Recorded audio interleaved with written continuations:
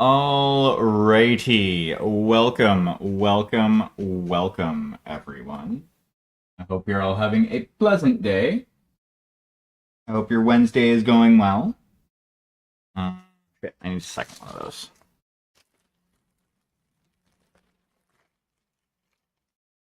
And I need a couple of lids. Get over here.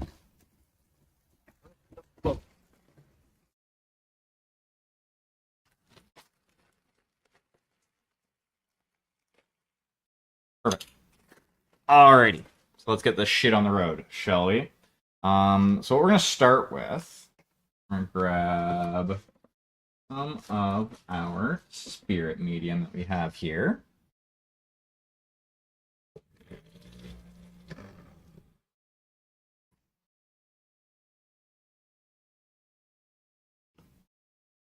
And this. About that much in there.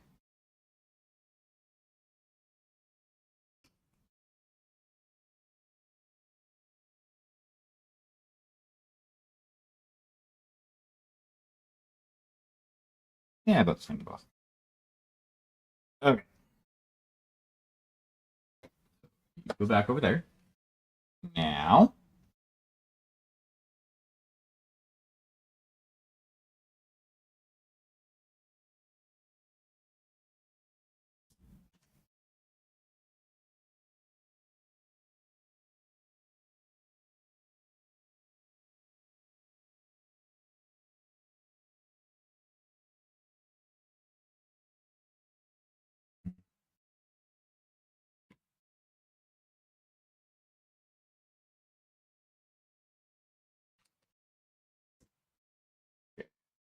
That much of you.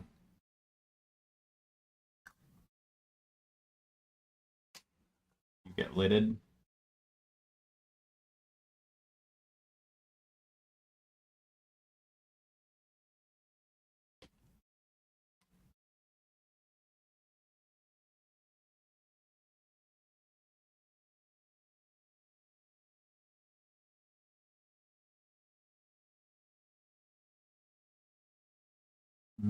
About the same amount. Okay.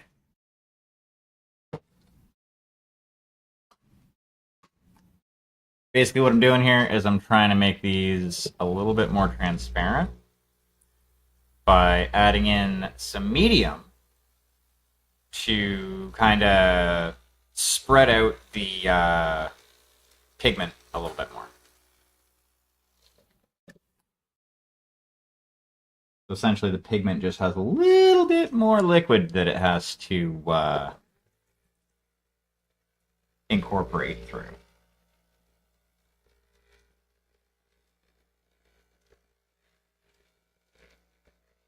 This way,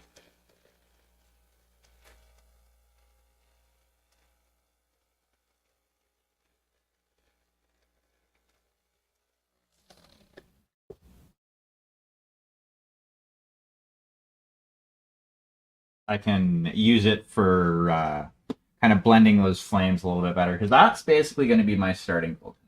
I want to do a little bit more work on them flames and try and blend them better because they look a little bit bunk. If I do say so myself.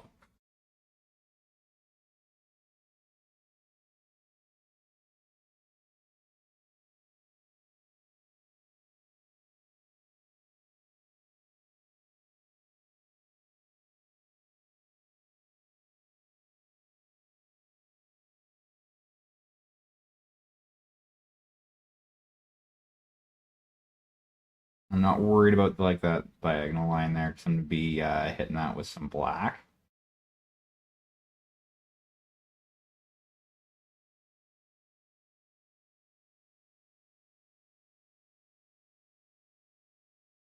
And then I'm going to have to go over this with some more of the Payne's Gray as well.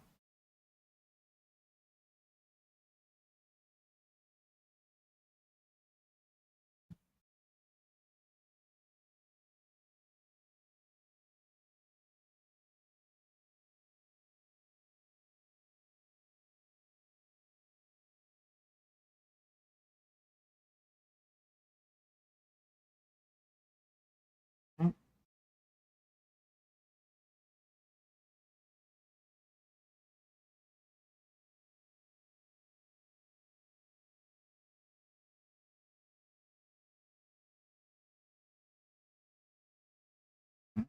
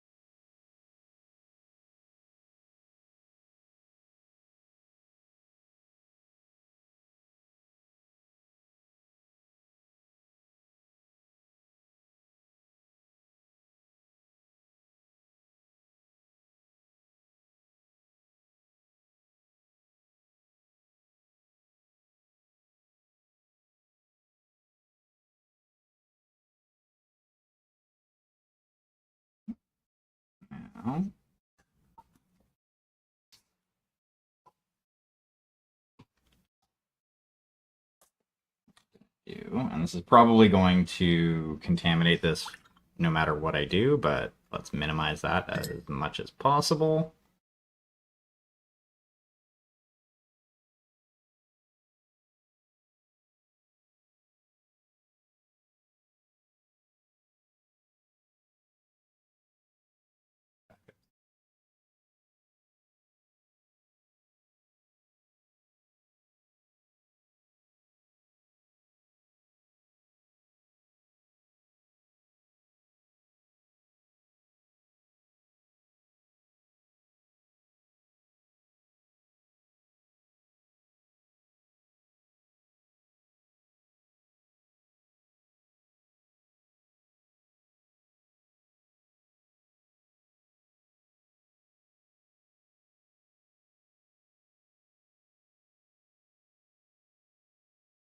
I might do this on a small scale because I do have another old school atlas that I'd started to strip and is almost down to primer coat. Like I could just like prime it and then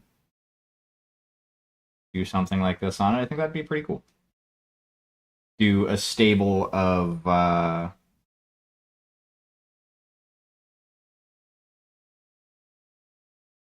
Solaris Max.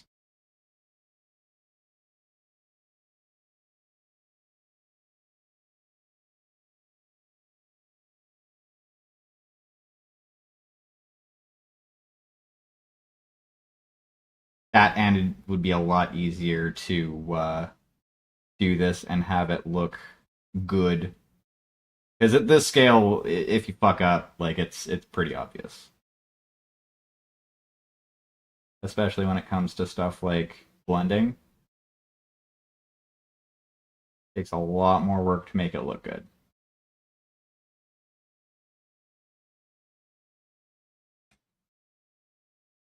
It's a little bit better.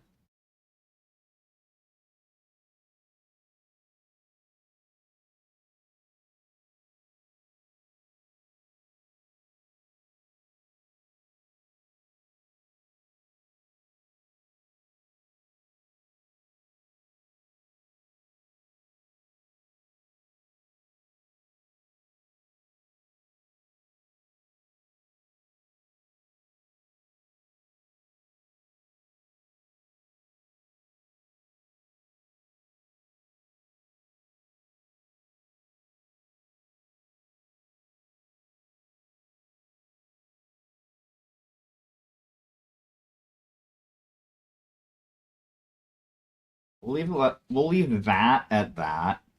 I think that's fine. What I'm gonna do now is I'm gonna grab a slightly bigger brush, and by slightly bigger I mean a 3. And I am going to hit it up with the Payne's Gray a little bit more.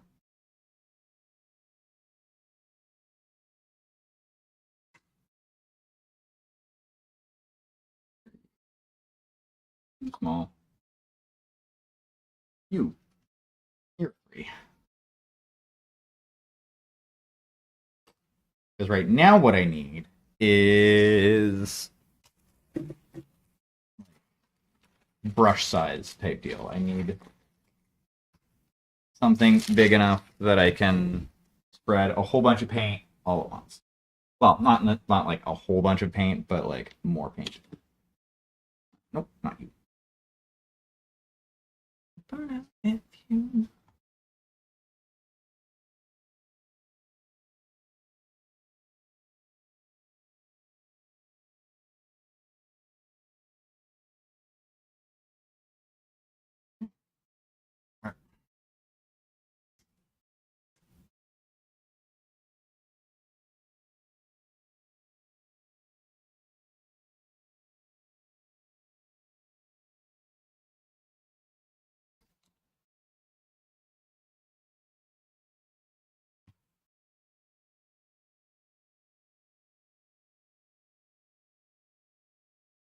Let's get it going.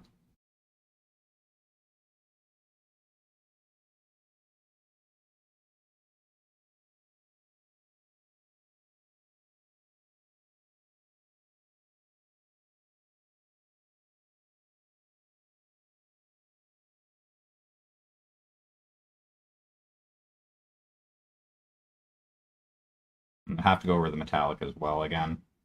Because that generally I've found, especially on FDM prints, metallics are a pain in the ass.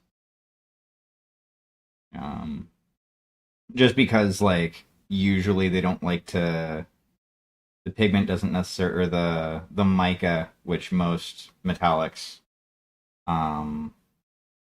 that I've seen are made out of, don't really like to go into the layer lines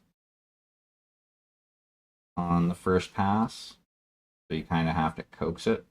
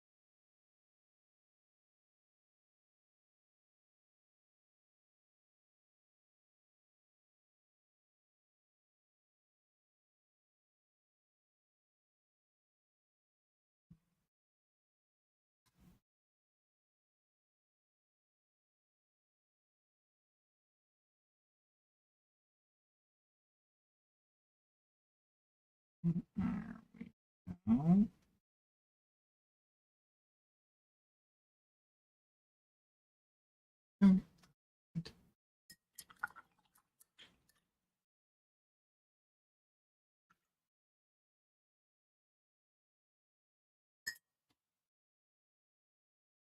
go.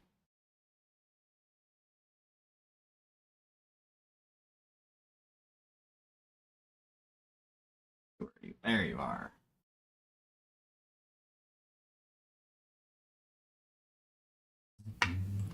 We'll go making your heart is gonna hunt you down.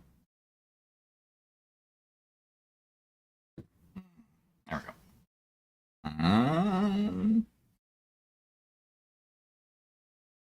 go. Let's kind of switch gears a little bit. The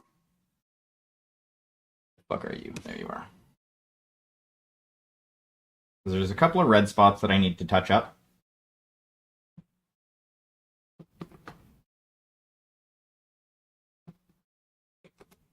I'm almost tempted to do like a flame pattern on the head, but like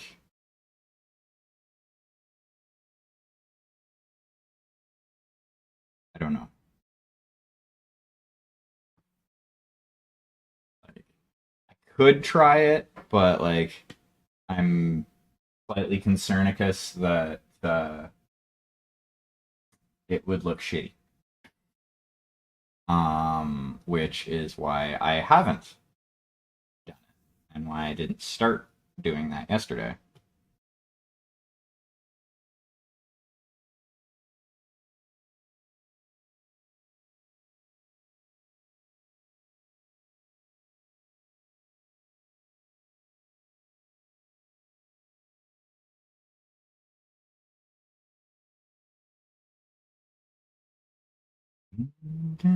You're something more than flesh and head.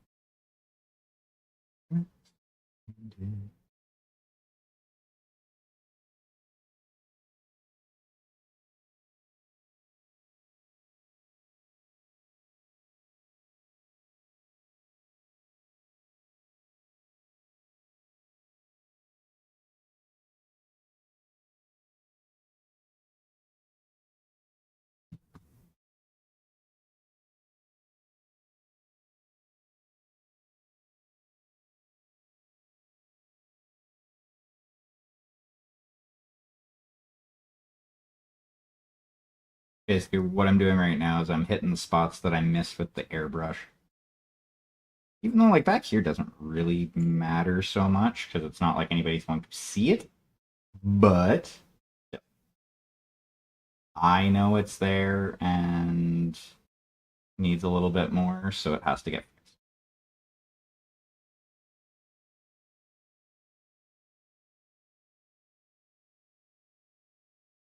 Because, like, the idea is this is going to just stay in its display.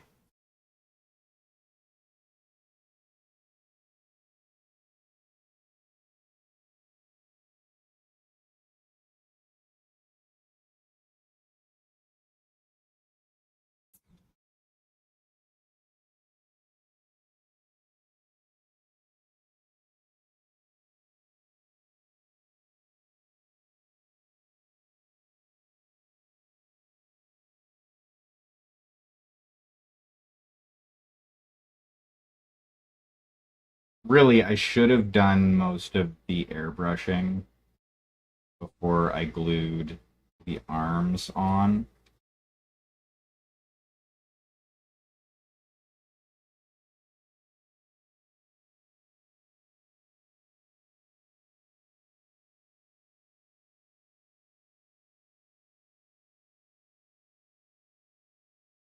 Would have been a much better idea. But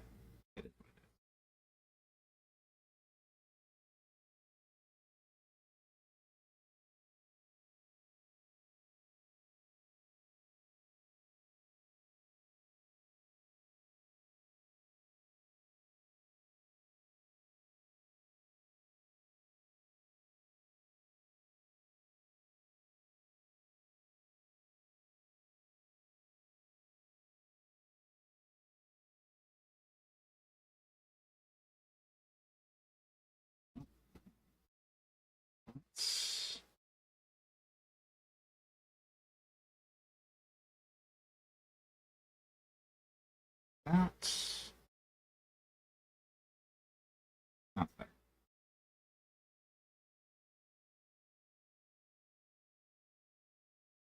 Okay, so now we're gonna work on some of the metallics.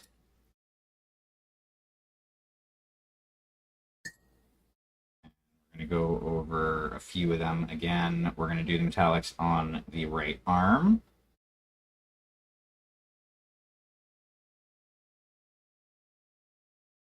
And then we're gonna start switching gears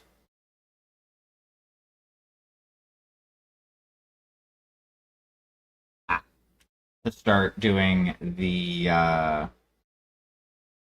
the gantry that is going to be this is going to be placed in. Um,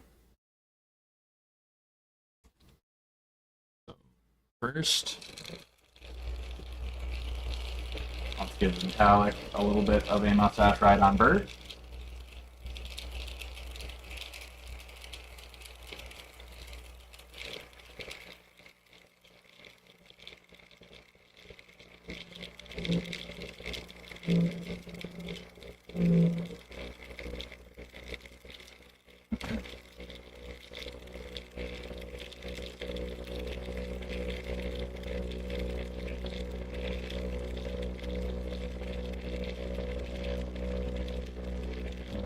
I'm also going to need to find where I put the sponge that I was cutting off of for doing like sponging and shit.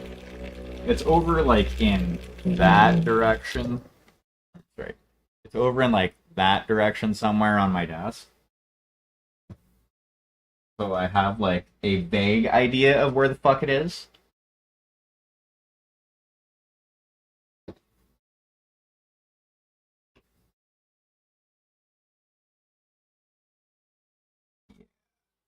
I think this guy. I'm gonna hit him with primer at some point in the near future, and do him up in a similar paint scheme to the big boy here. Even though it's 100% a different a different model.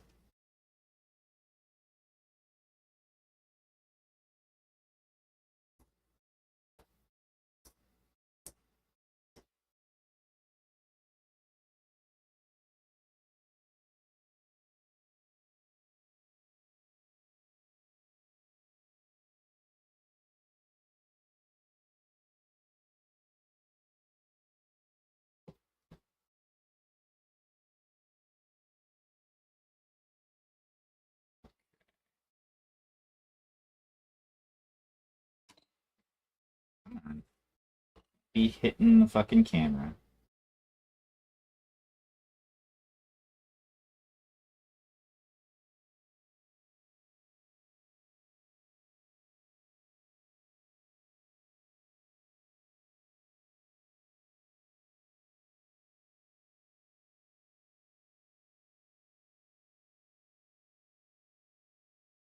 I guess I could have just taped over like the whole arm piece when I put the red on, rather than like dodging this, and it probably would have been easier. Like I wouldn't have had to probably do two layers. Um,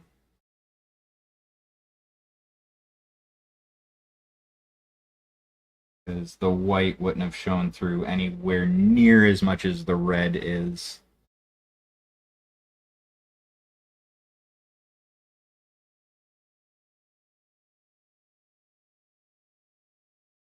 But then again, I would have like had to do the same thing on the footsies. Oh, fuck, I got to do the back one on that. That's fine. It's fine. I'll get it fixed.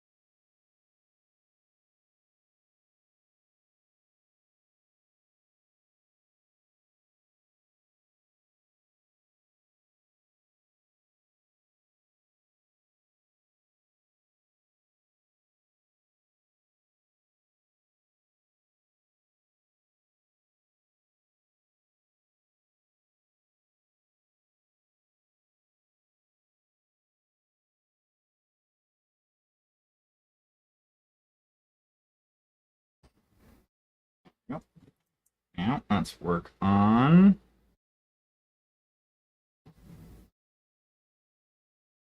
these bits.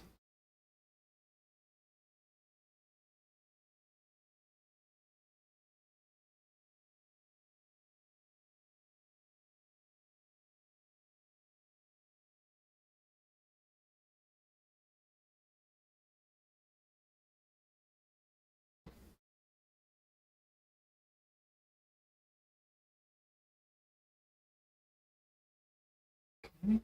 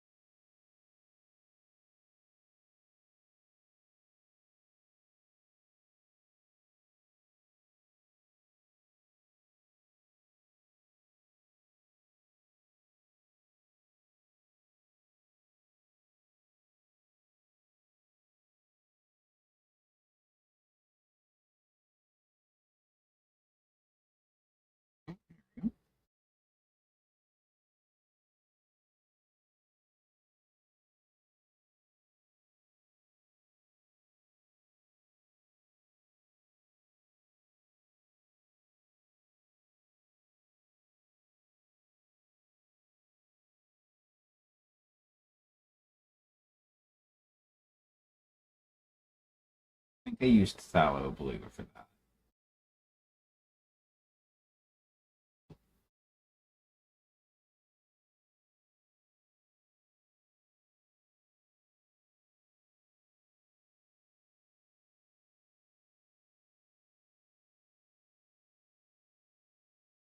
Mm-hmm.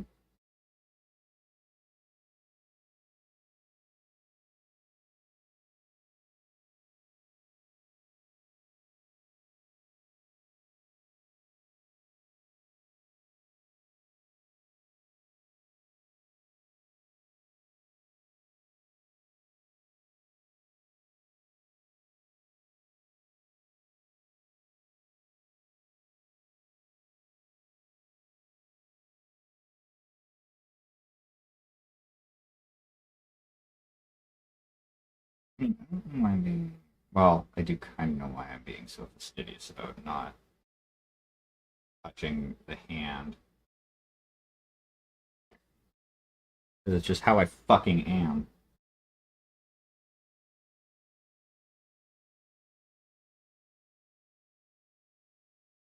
I don't want to fuck things up.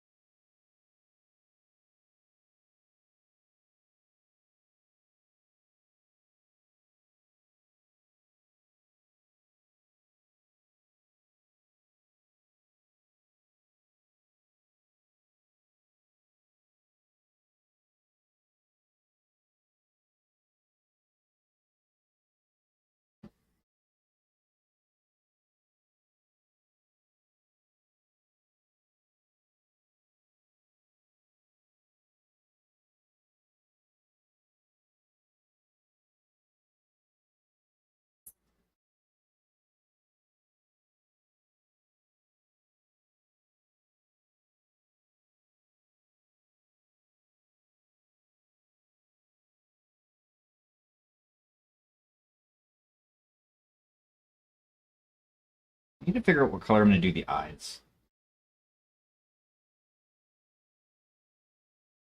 I mean, I could just like cheap out and do them like orange or something like that and be like, boom, done. There you be. But I don't know.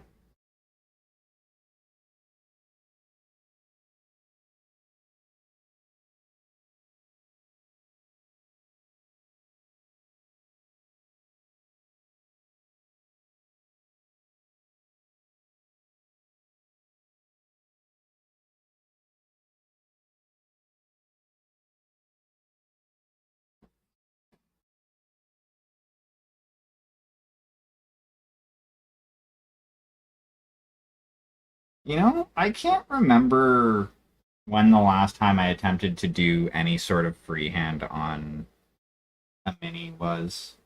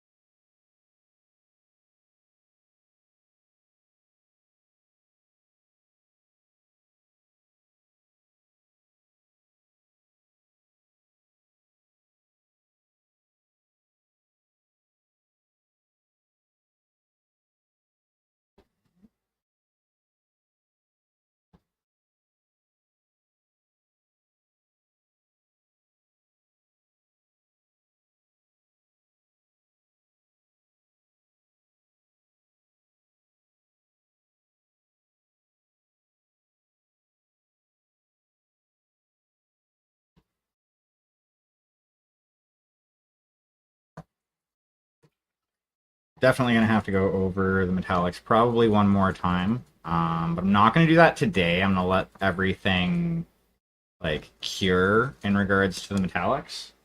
Um, and that way, when I go over them again, it'll be a little bit nicer. Like it's not going to like push paint around. It'll actually do what I want it to. So first thing we're going to do, we're going to go back to the two, I guess.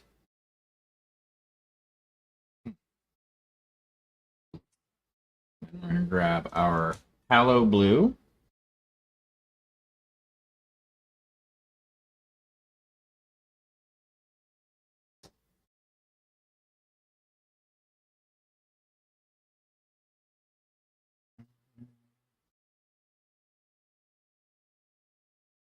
Be more than enough.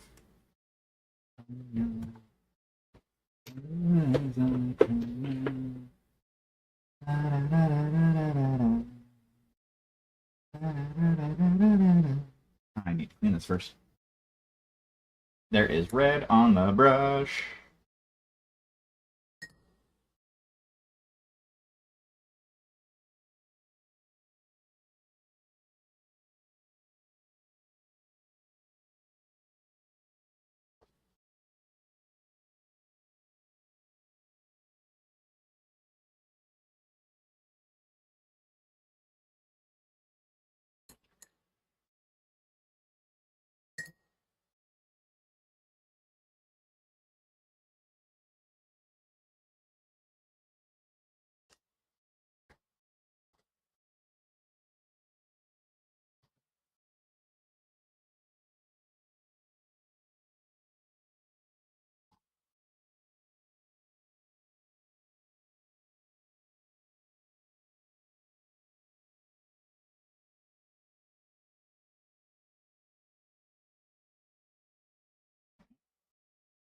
You know what? I think I might do the eyes blue since I have it out.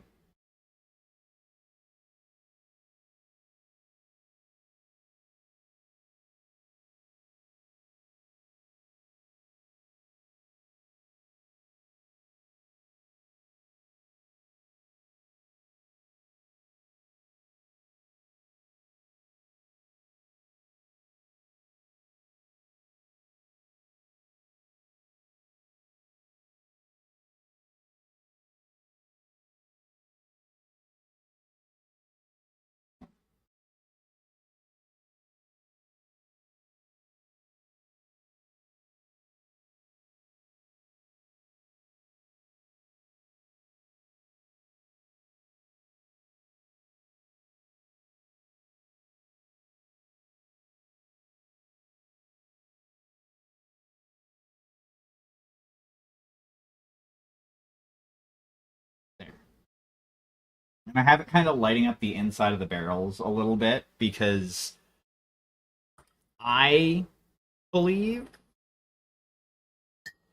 that you know, a somebody who's taking part in Solaris 7 matches would have their lasers primed and ready to go right from the start, like right from the get-go.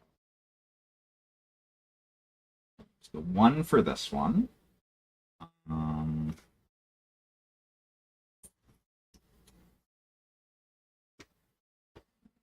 Grab you again.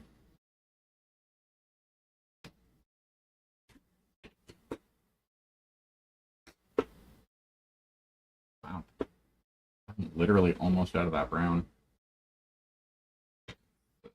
Super off-white brown.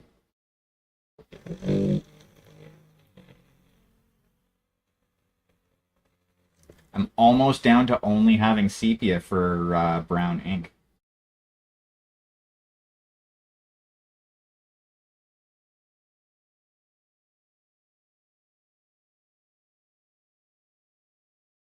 Should be fine. I'm actually gonna have to bust out the metallics again tonight because I missed a spot. Actually, I missed a couple of spots.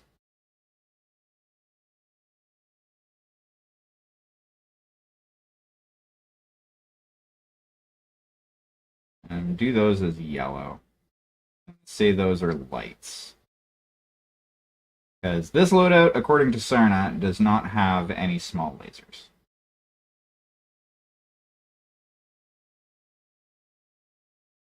Though it is an inner sphere mech, and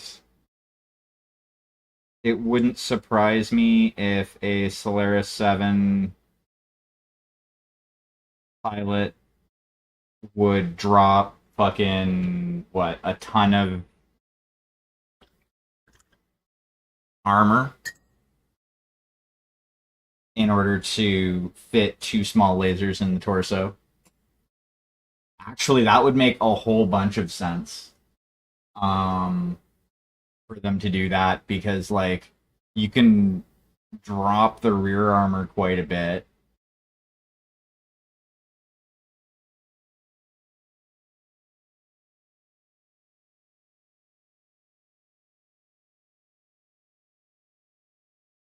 I probably wouldn't fuck with the engine, the power plant, because like that you're gonna want to keep that as big as you can make it, because you need all of the speed that you can get, especially in an environment like Solaris 7. Because those are basically arena fucking fights, so you need mobility.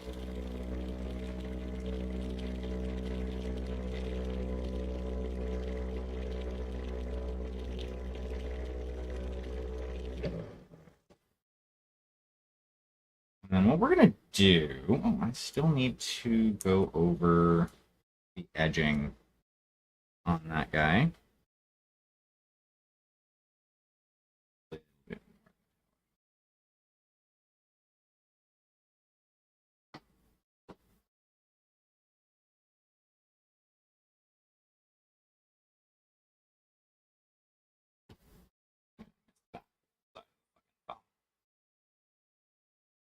Which, I don't know, the thumb on this feels bigger than it should be.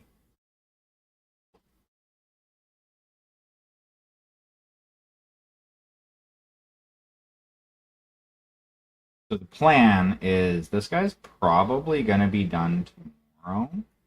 Because I think what I'm gonna do, well, I think what I'm going to aim to do is do the like the weathering on it tomorrow.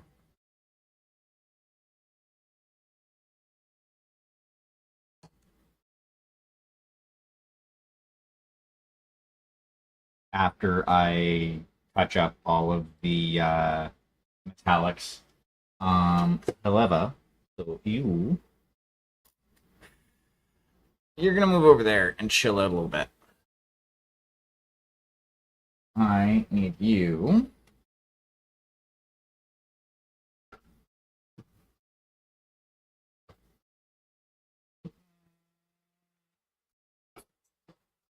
to do 3 or 3.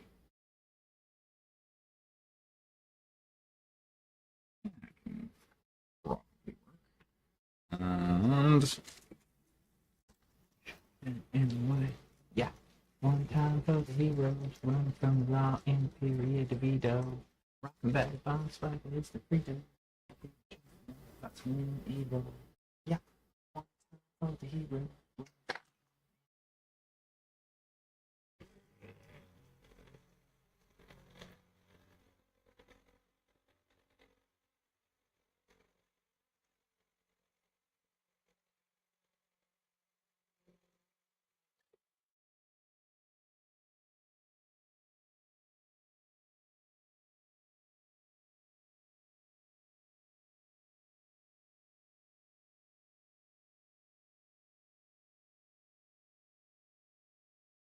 Yeah, I need a bunch of this. Because my plan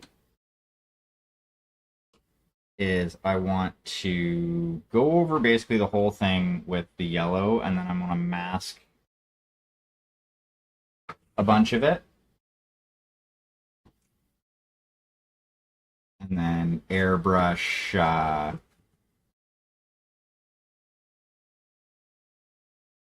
black.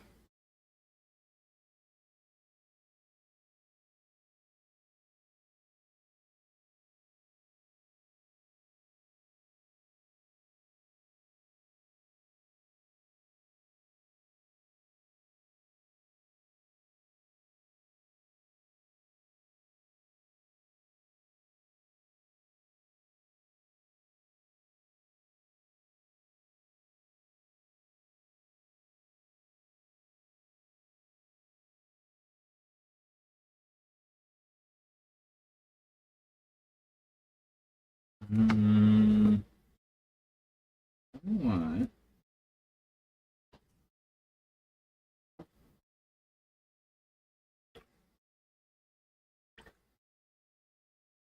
Should probably, yeah. Not trying to beat my camera. Um,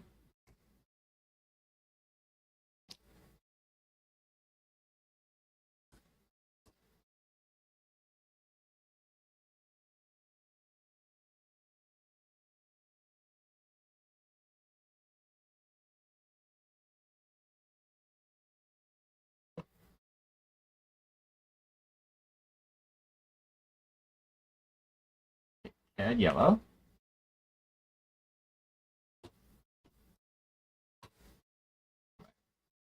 Now, then we're gonna grab one of our mixing brushes.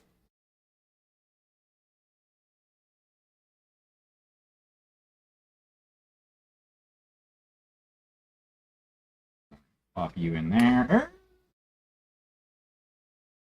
Okay.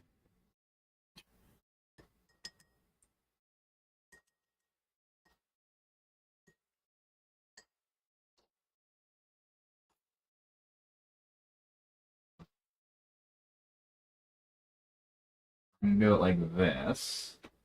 This way. A little bit more robust.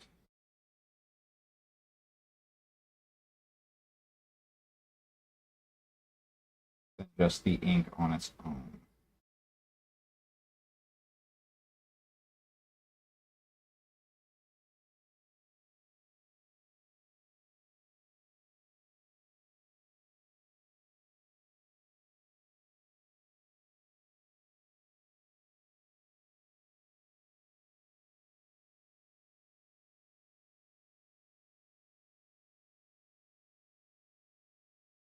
Because I don't want to have to do like 100 layers of fucking yellow. Because it doesn't want to do what I want it to.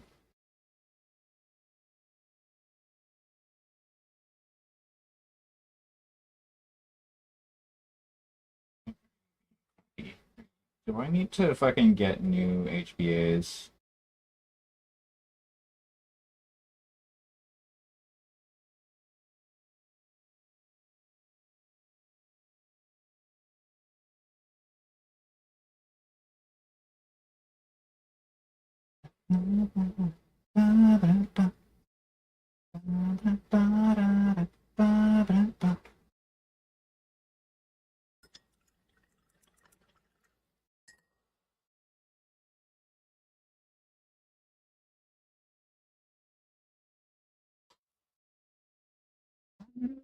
San Diego.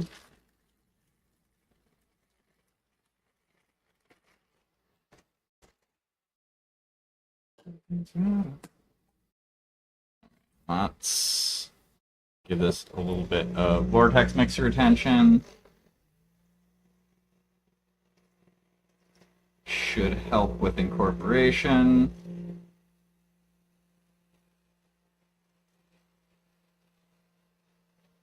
Checking for love.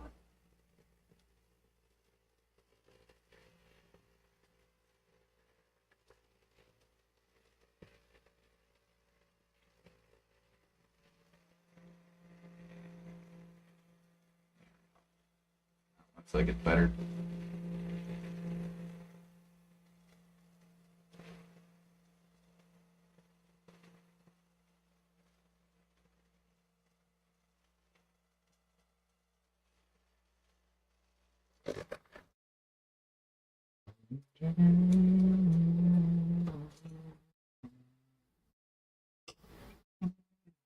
There we go. Should. Yeah. A lot better. Well, a little better. We'll have to clean it up once I put, like once I've done the masking and whatnot, but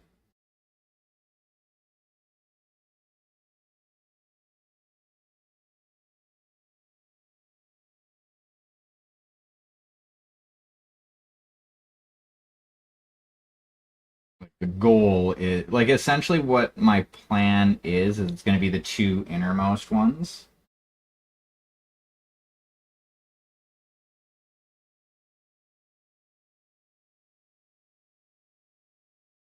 Because that's going to be like the entrance to the bay, obviously.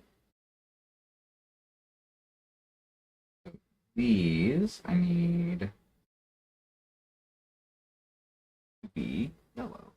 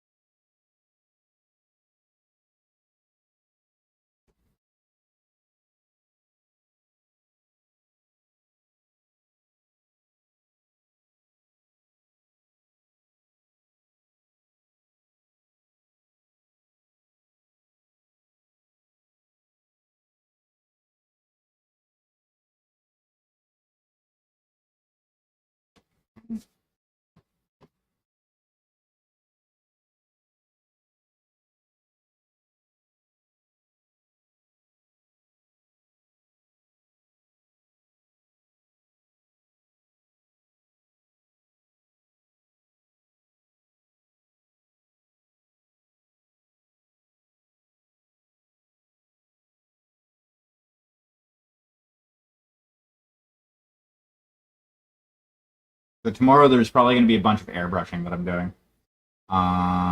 At least that is the plan.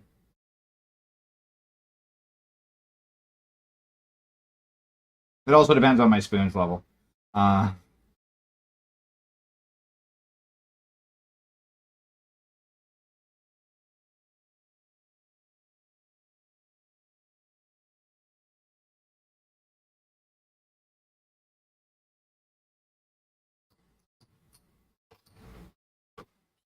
this is not going for.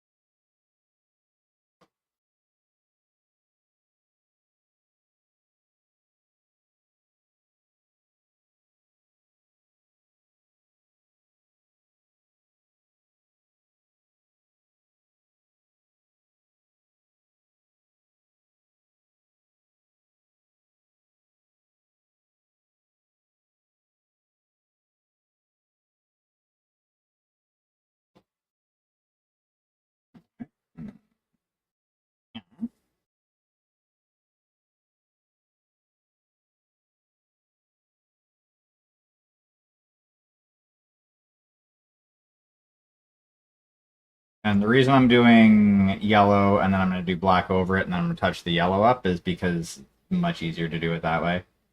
Um,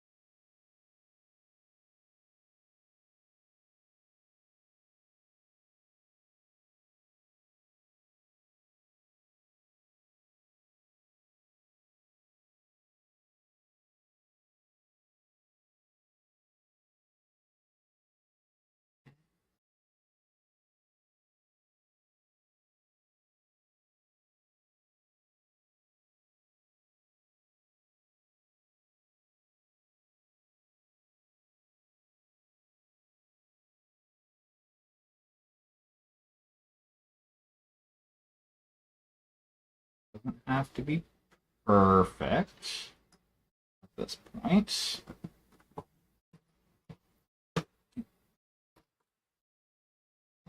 And bigger fucking, like a wider brush I can use. That over here. Ooh. This one will actually work.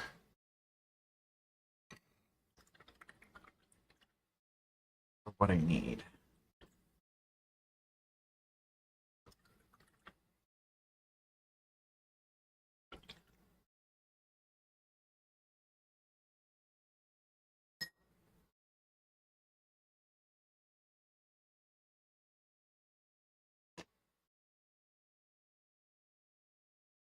Big old dollar store synthetic.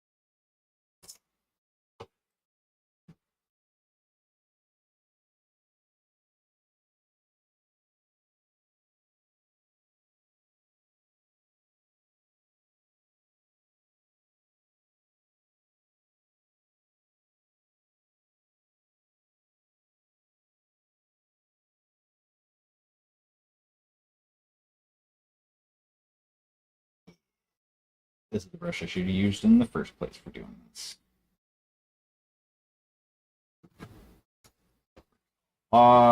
Fucking better. Mainly because of its size. That's okay.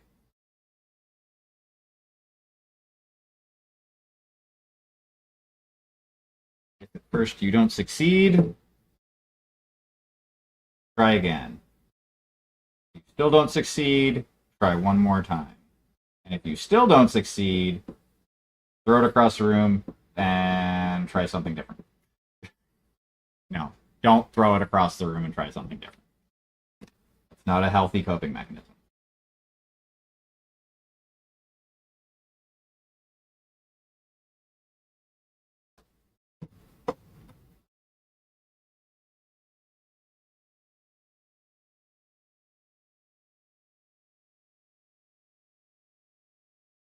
But you should. I am of the opinion, though, that you should always give something a few attempts in a couple of different ways before you give up.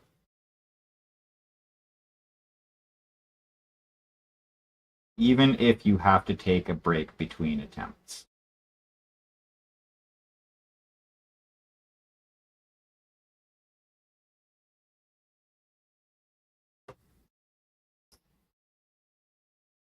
That's going to be perfect. Once that dries, basically that yellow is going to have to wait until tomorrow for me to be able to deal with it any further. Just simply because of the fact that, like, it has to dry before I can start masking. It has to, like, fully dry before I can start masking.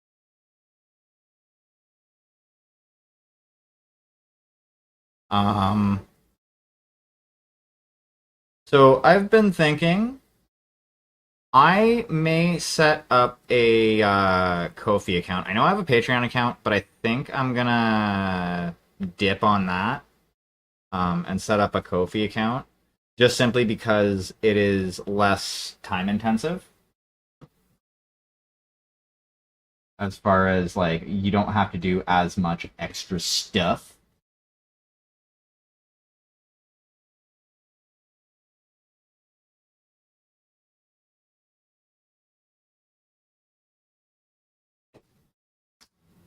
And Skunky Pufferfish, welcome in. Welcome in.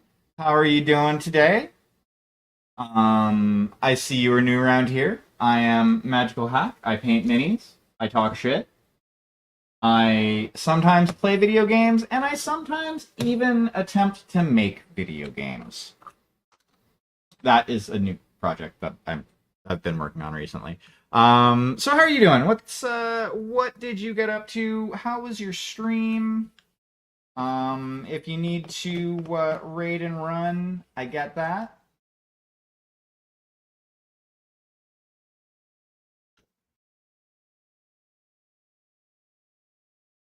Oh, yeah, adds about 20 seconds from being done.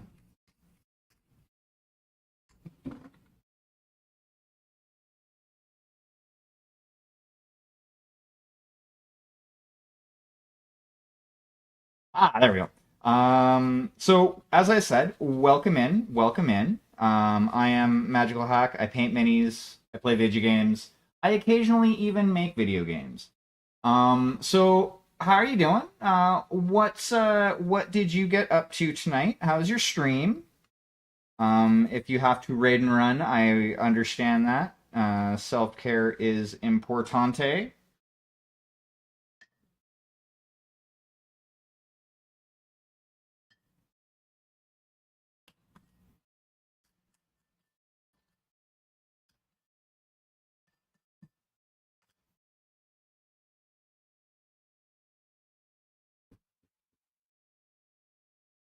Also, I'm glad to see at least some of my automation is working. Oh, nice. That is awesome. If you give me a second, I will show you the meat and potatoes, as it were, of the project that I'm working on right now. I'm just kind of doing some cleaning of my shitty dollar store big brush that I have here. So just give me a moment. I need to give it another run through the masters.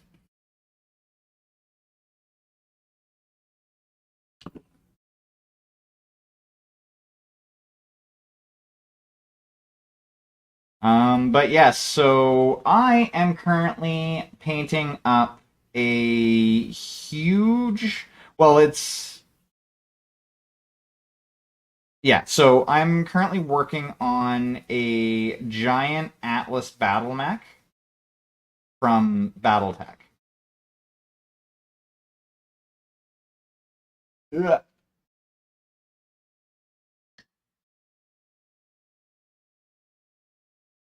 Just 1 second here. That should be clean enough for that cheap asshole. I can go that way. So here is the big boy that I have been working on.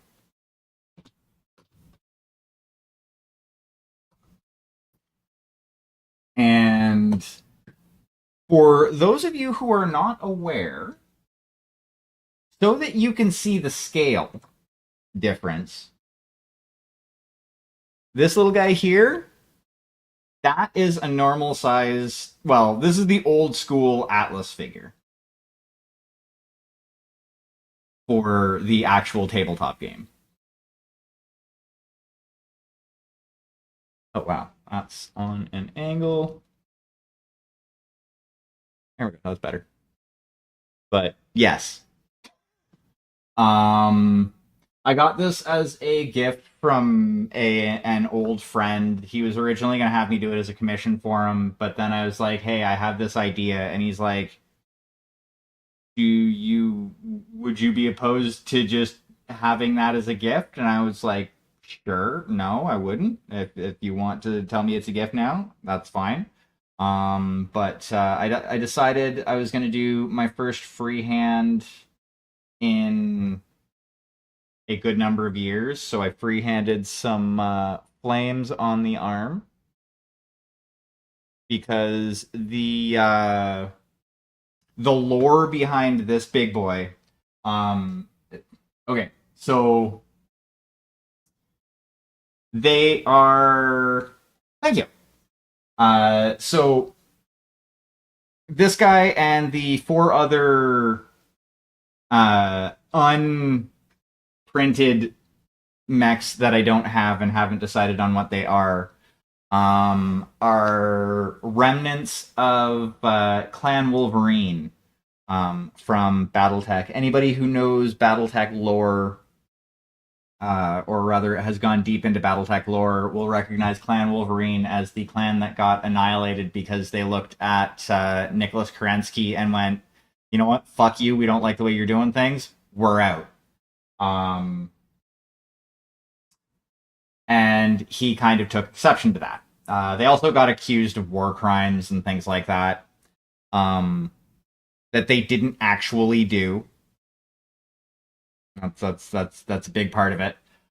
So essentially, some of them did end up escaping, and I have, like, most of my BattleTech force that I have is painted up as Clan Wolverine, which the general paint scheme, I'll just pull one of these duders down, is similar to this, where it's like, come on, focus.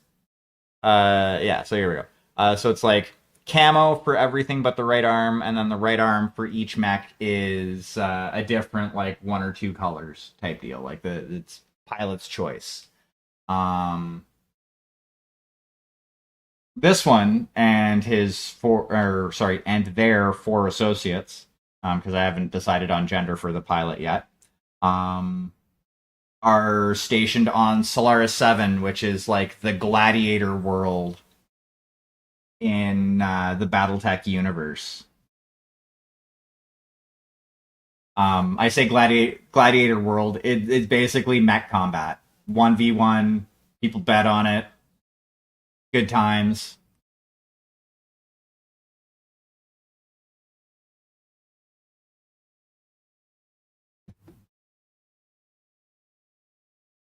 But basically, Clan Iron Badger, which is the name that I gave my, like, 100% headcanon fucking clan, their primary goal is to help protect the inner sphere from the rest of the clans, because the rest of the clans are all assholes. Well, protect them from the clans and fucking the Word of Blake, because the Word of Blake are also assholes.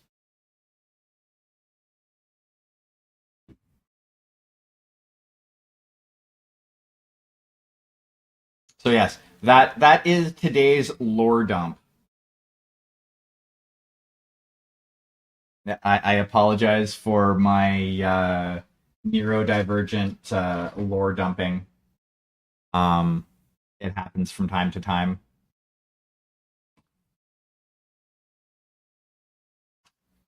I mean, it's like there are new people around, so I get to, like, go over all of this. It's great. Right now, though, I am currently looking.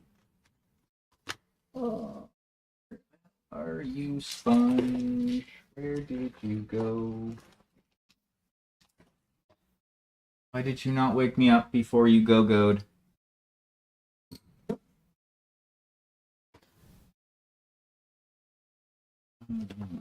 Here? I mean, I guess I could use... fuck it, I'll use makeup sponges.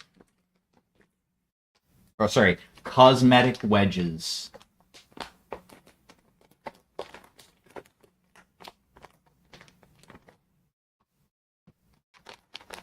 Some of the best non-hobby hobby tools that you can put your fucking hands on.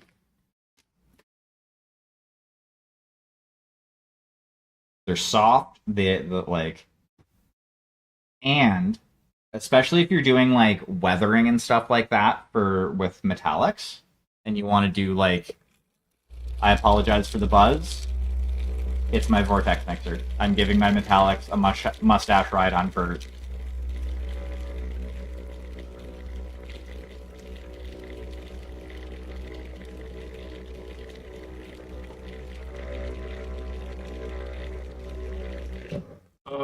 fucking downside to living above a restaurant.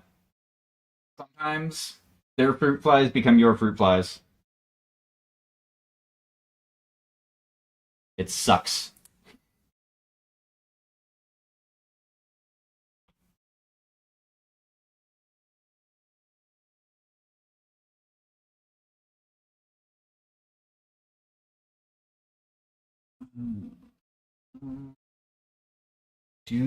I would rather use my other sponge that I generally use for that, as it's like an actual like the sponge holes, as it were, are more like are bigger. They are more bigger.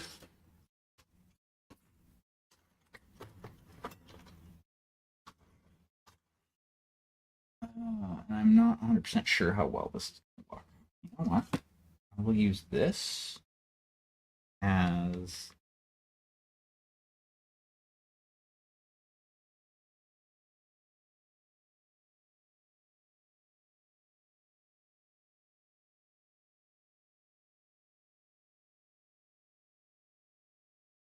it should work.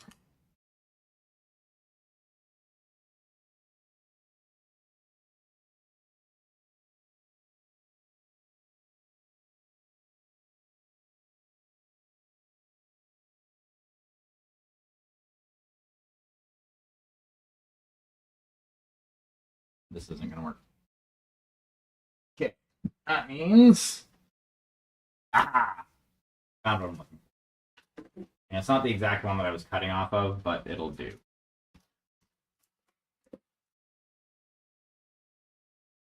We're going to take a handy dandy knife.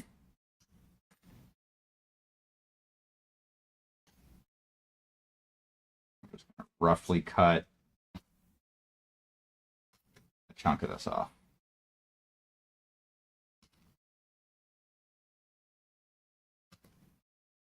It's not like we're using this. We don't need it to look pretty. We just need it to be spongy. Now, you are what I need. Now what we do, that goes back over that way. Fold this up and bunch it up a bit.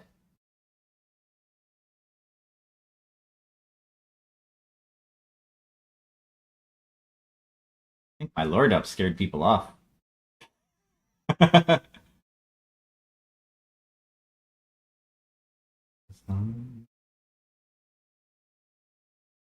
It's fine.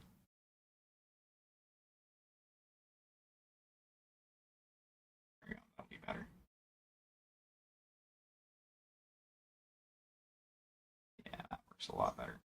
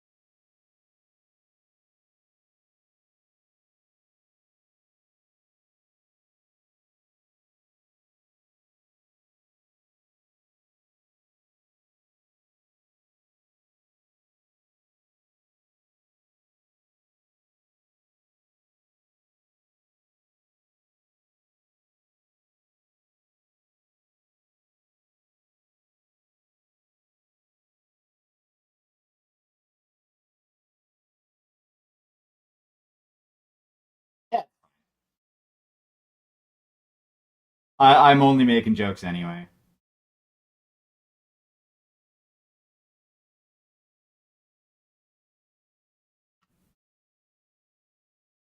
do. You know what? I can probably close that in a hot minute.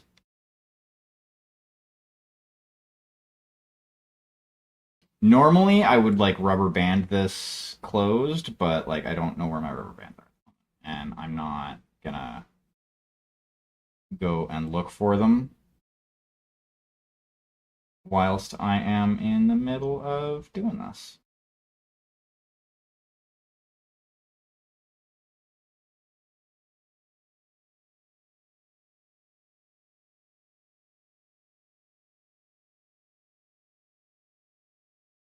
Ooh, that's way too much.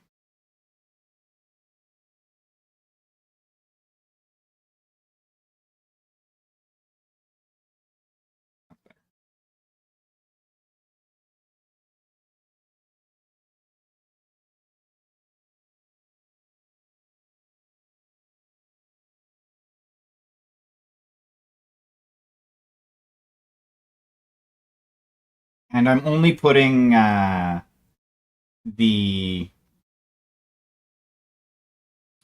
so he had somebody else print it, and he was gonna have me paint it for him as like a commission.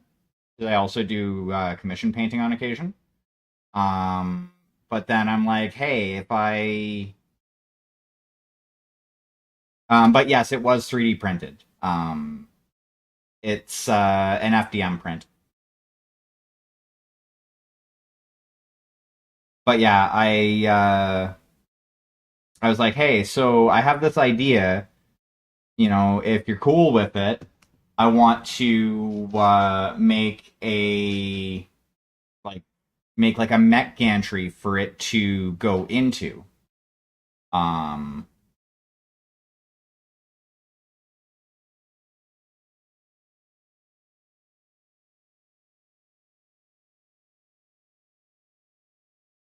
and he's like, hey, that's a cool idea.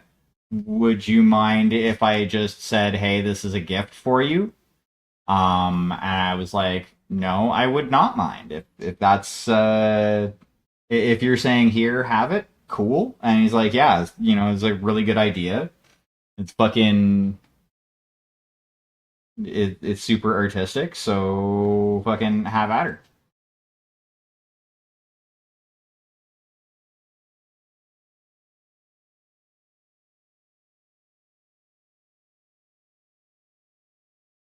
And while he doesn't come to my streams during the week, because I generally post all this shit to Instagram, it also gets posted to my face crack. Um,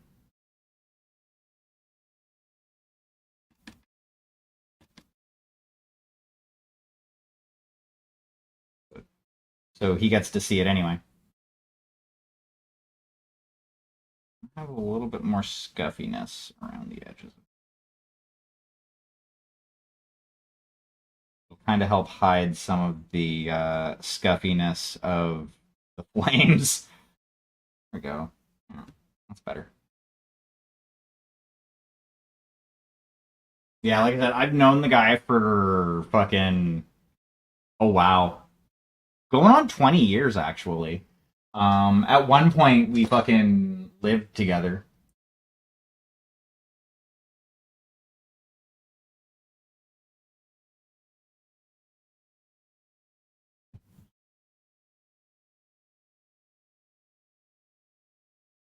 Okay, so you will go there for the time being, and then the mech gantry that I had built is this big fucking apparatus here, which I'm in the process of working on. I'm getting ready to do. You are not cured enough for me to start masking yet.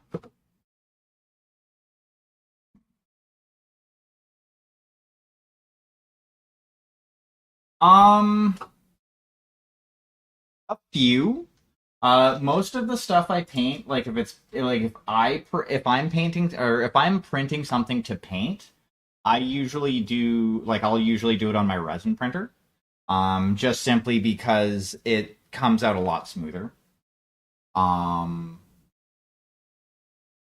Like, because like a lot of the stuff that I print out for gaming.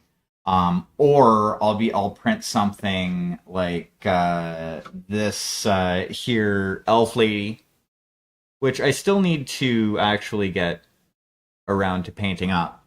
Um,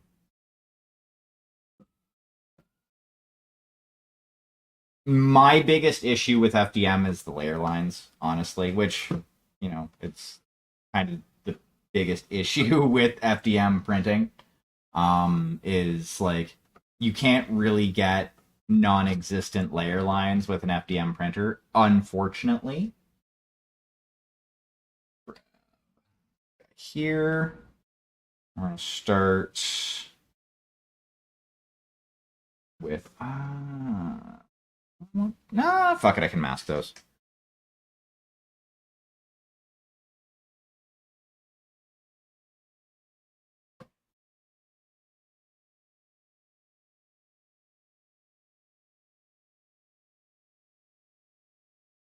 And so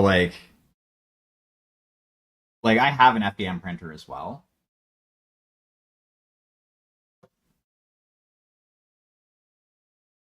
Yeah, I can feel that. Like honestly, if I were to have printed that because it was printable in three parts, I probably would have printed that on my resin printer and just sucked up the amount of resin that it would have required. Um, I find resin printers also have less errors. Like one of the things that I saw on that is like some of the fingers are fucked up. My bad. I was not meaning to boop the camera.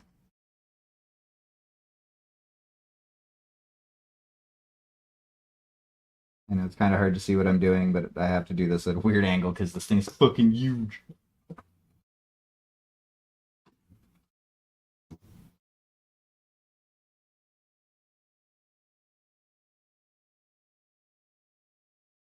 So I'm curious, where are you tuning in from this evening slash morning slash afternoon, depending on where you're at? Um,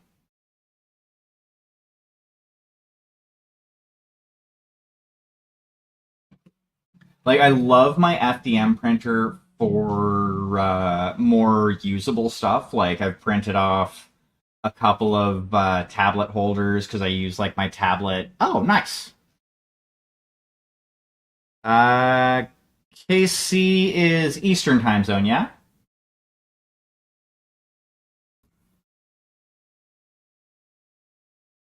And okay.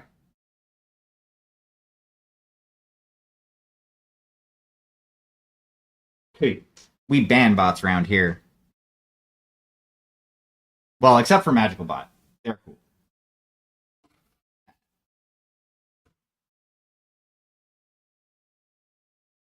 You?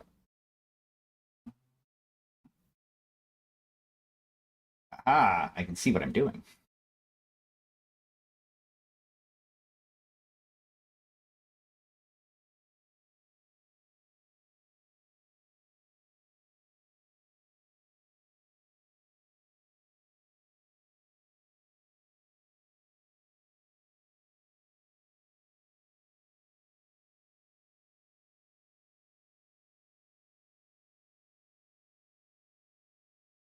It's what one of the things that sucks is I can't automate a lot of those. Well, I guess I could.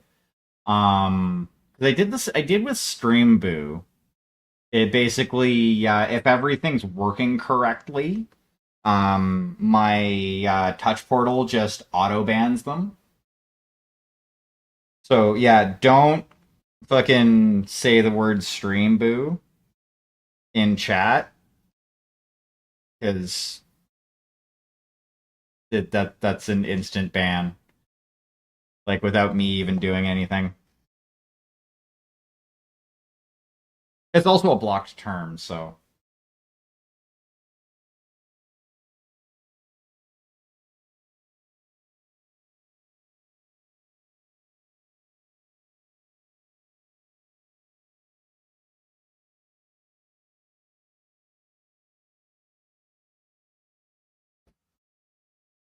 That's one of the sites that they tell you to go to. Basically, I just started going, okay, so what's the site that they mention?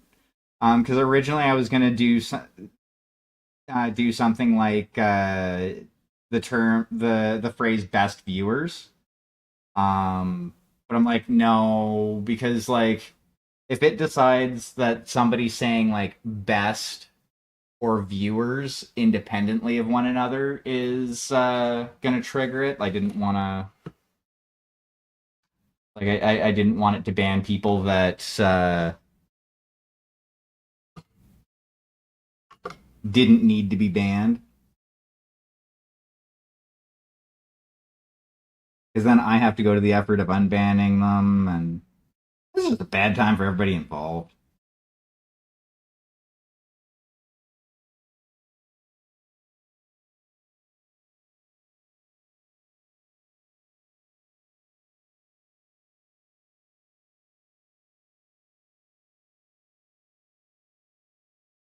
Okay, I think for the most part, like I'm not gonna do the fans just yet because I do want to have like their outsides as black. So what I'm gonna do that actually does look, yeah, looks and feels dry enough. We're gonna start the masking process. I think that's probably gonna take us for most of the rest of the stream.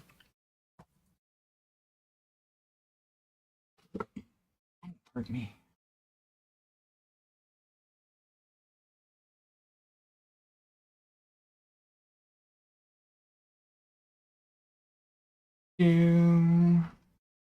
Okay. Start with le bottom.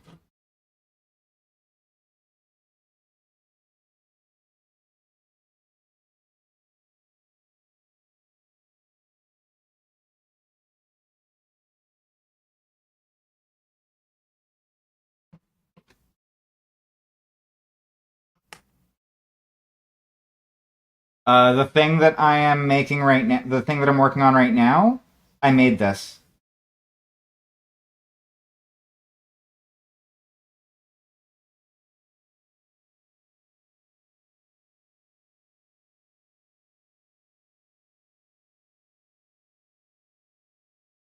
Basically, I put it together with. I used.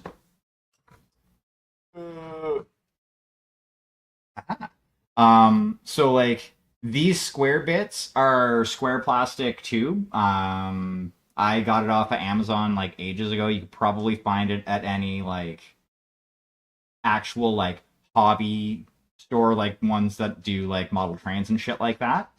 And then the sides, back, and main part of the bottom are just plastic card sheets that I cut to size.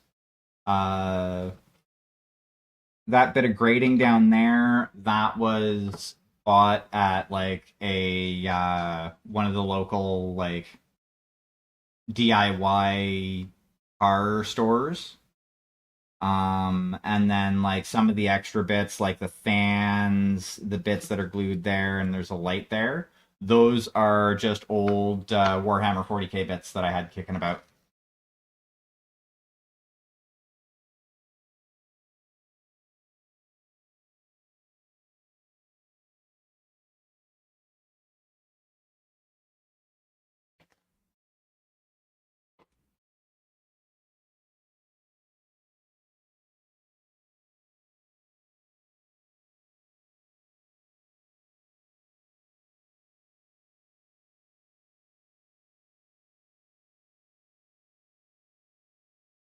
Thank you.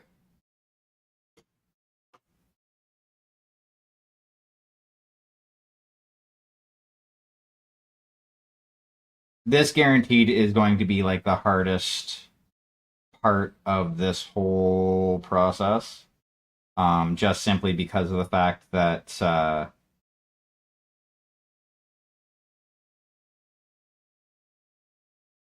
it's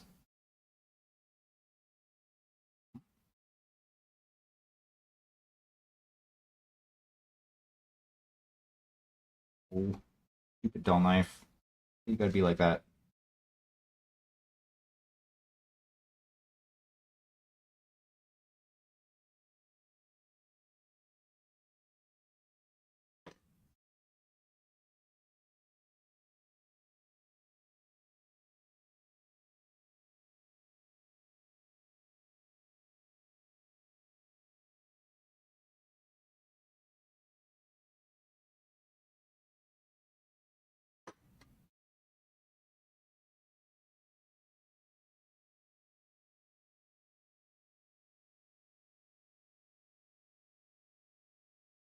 on. Don't be like that. Don't give me a hard time like that.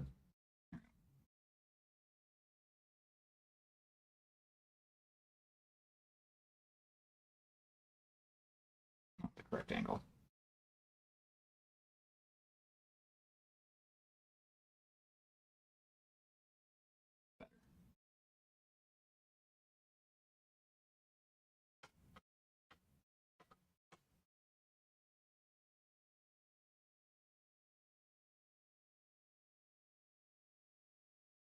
I'm not even gonna fight with it. I'll just cut everything straight, and then if I really need to, I will cut angles as needed.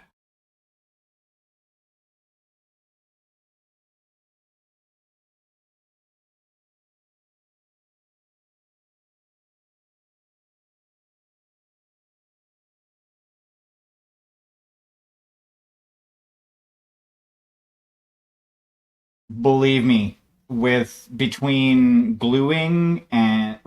measuring and gluing and like buggering up a couple of times, it was a pain in the ass to put together. Um,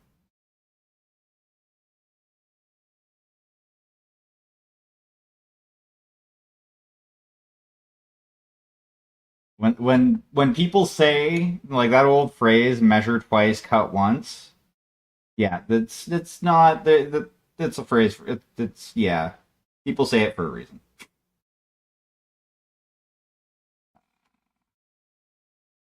The caution stripes are not going to be perfectly aligned.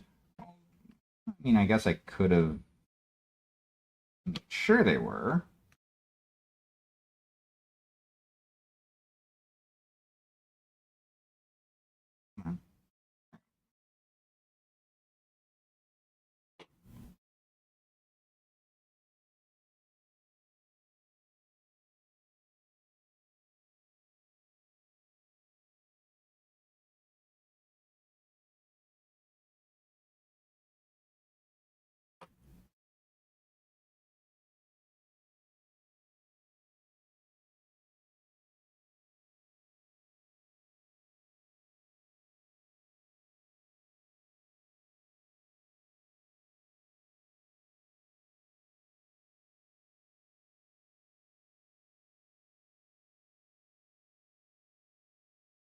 Look, I used to work in an industry where, you would think that they would go by measure twice, cut once, but no, it was measure once and make sure you measured it right the first time. Um,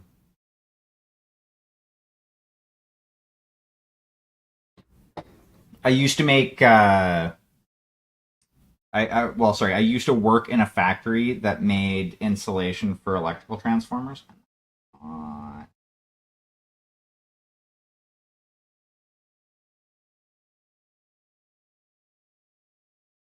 more, not even, it is what it is, but yeah, it's actually really cool. The the insulation that's in those is essentially just paper, glue, and resin.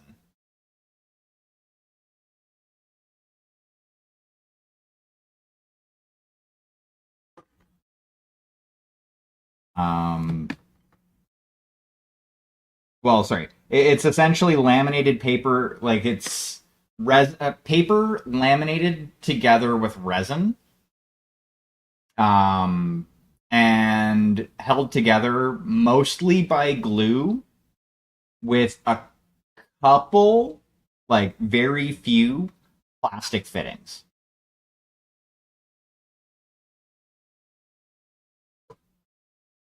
And fun fact, if even like one or two drops of blood, like if you cut yourself while you're working on like making it and you don't get rid of the blood, it can cause one of those electrical transformers to explode because the iron in your blood is electrically conductive.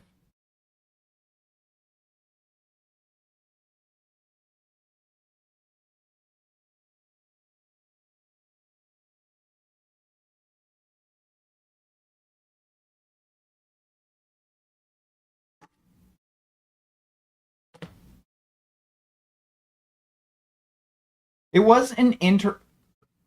I wasn't installing it. I was the factory that I worked at actually constructed it.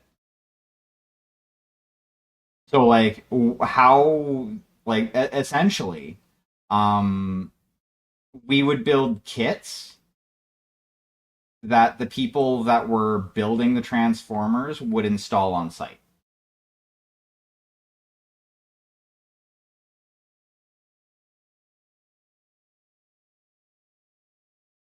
And like we would do everything from like the size of the ones that you see on the top of telephone pole, like power poles, to giant fuck off ones that were like the insulation for the windings were, you know, 7, 8, 9 feet tall.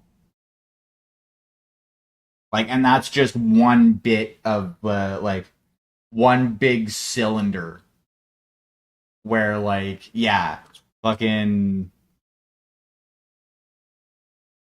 I actually worked in a couple of different areas in the plant.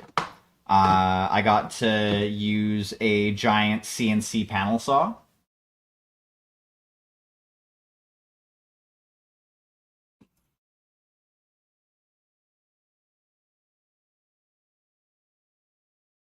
Yeah.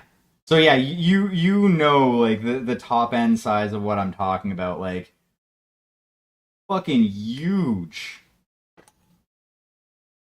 Like at one point, like when I was using the panel saw, I was cutting material that was like the what I would be sending to other portions of the plant would be something like, 2 meters by 2 meters as just like a big chunk of material.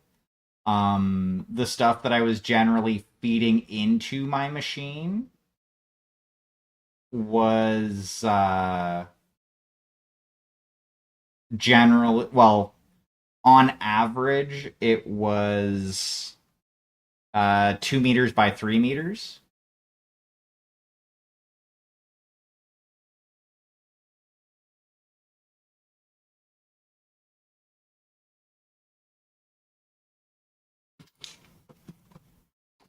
And like weighing, 5 plus times my body weight.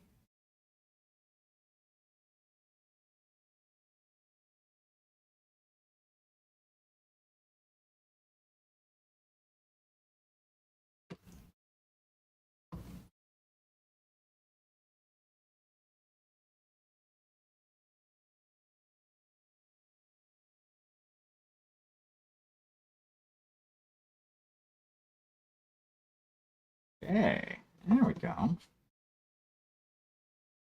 Yeah, like stuff that like we had like working on the saw, we had an Airtable, or rather, I had an Airtable. We did smaller ones too. Like I one of the when I first started there before they moved me over to the saw. The cell that I worked in did stuff that was like the stuff that I did ranged from like you know uh like half meter by half meter or less size materials that I was working with up to maybe like 1.5 by usually 1 by 1.5. Like it wasn't like huge. The big stuff came when I was like ended up moving over to the saw.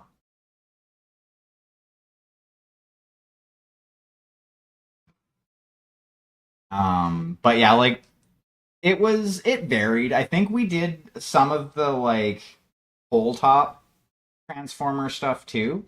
Like the company that I work for actually is one of the only companies that makes insulation for transformers, either in Canada or just North America in general.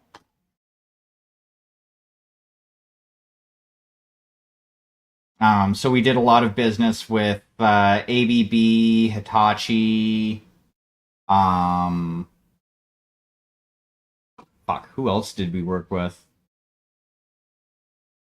Those were the two biggest ones.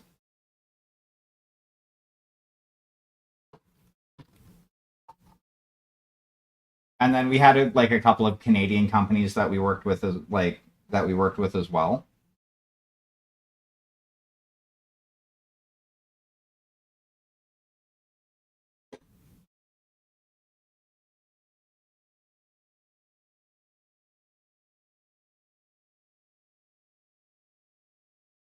But then they decided to restructure me out of my position.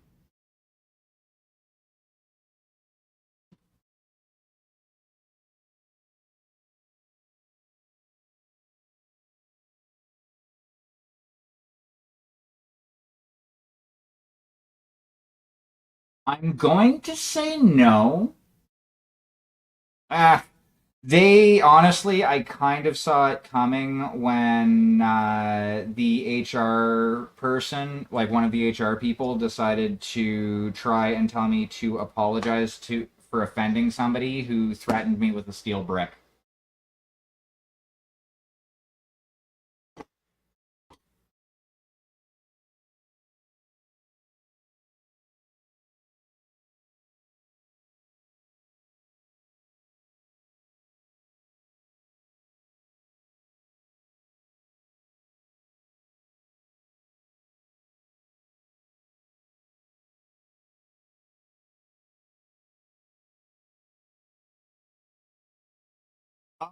So I don't know what the issue the guy had with me. He was like newer to the company, and he was put into the duct room cell that I was working in at the time.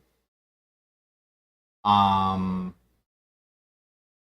like he just from day one he didn't like me. Like, and I was there. Like, I was when he went into the duct room. I was the most experienced person in there.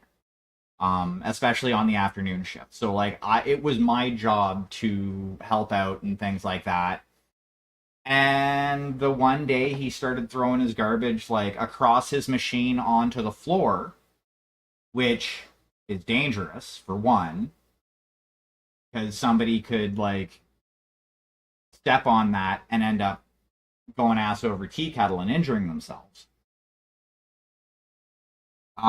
And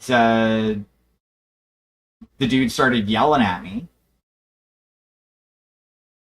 and I'll admit I got a little salty myself because, like, I'm sorry. No, I'm trying to fucking say, like, look, what you're doing is unsafe. You need to stop and and do it right. Um, and yeah, dude escalated from there and grabbed a steel brick that we usually would use to like hold stuff down. And like raise it above his shoulder like he was gonna throw it at me.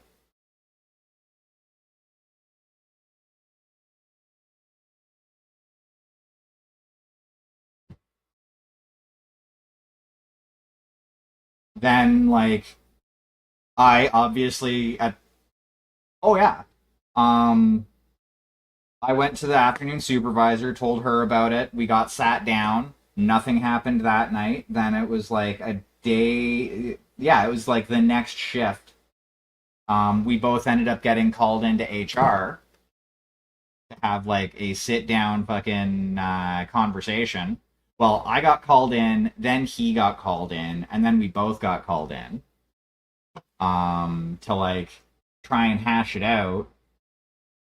And at the end of it, the HR guy was like, "Yeah, you need to apologize to him for upsetting him."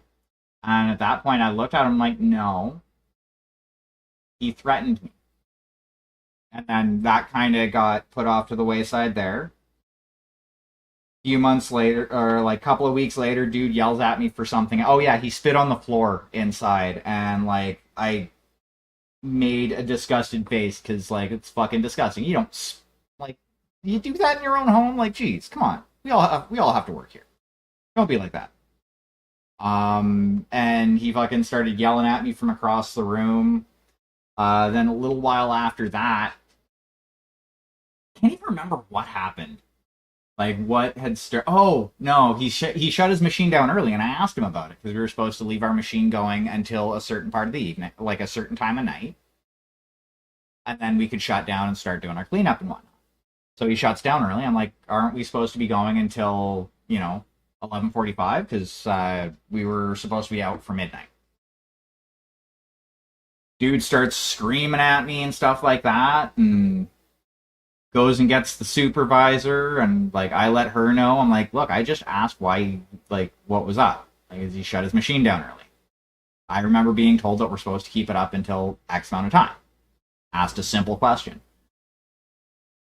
As I'm waiting for my Uber home, dude stops his car in the front at the front of the building, and basically starts threatening me that if he better not find me and this, that, and the other thing if he has to get out of his car. Basically fucking high school bullshit threats.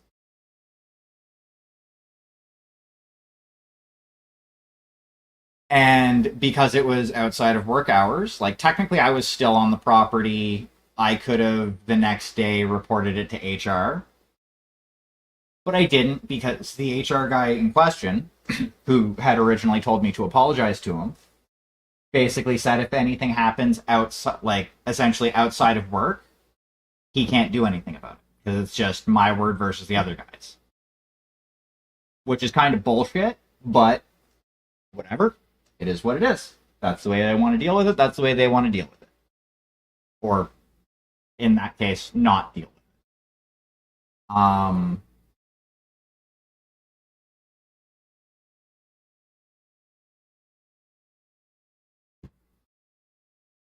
Dude comes in the next day, starts like lipping off, tries to get me in shit, like tries to get other people to go to HR and say that I'm a bad person, then decides to threaten me and basically do oh, you just wait until after work.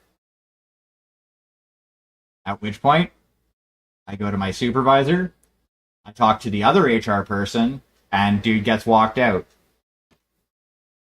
Then I think it was 3 days later, I get called into HR again and written up because I was somehow partially to blame for the dude threatening to assault me after work.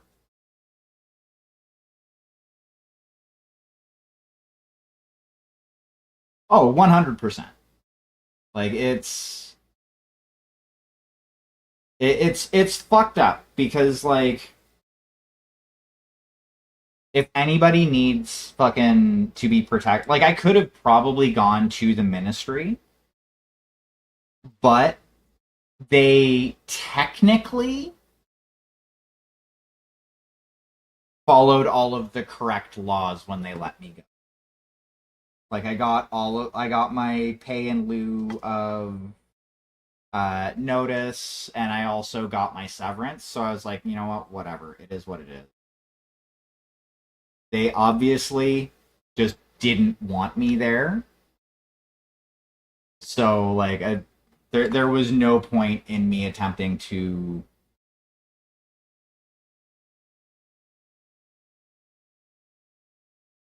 like get upset about it and go to the ministry because that just would have been more of a headache and a hassle for me.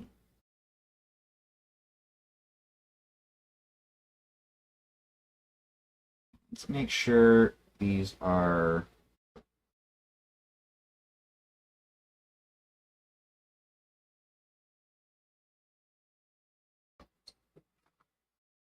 Oh, it was less about being the sore thumb and more about I was kind of worried that if I would have gone to the ministry, they would have tried to find a way to screw me out of my severance.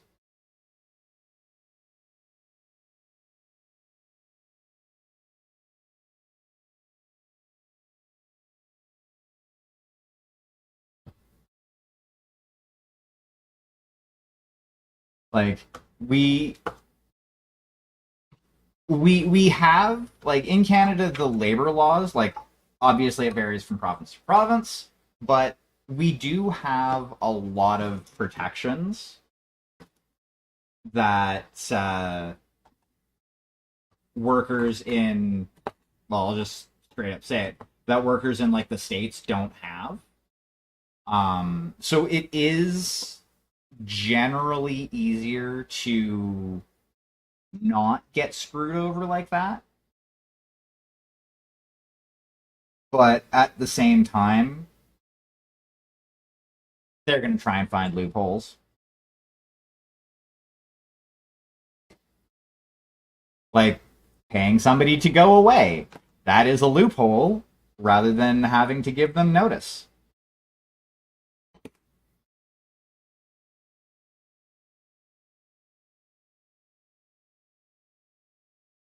Mm, we're gonna have these ones go the opposite way.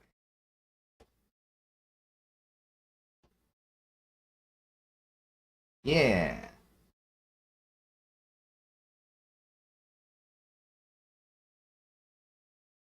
But now I'm back working in kitchens, which is what I've done for most of my adult life. So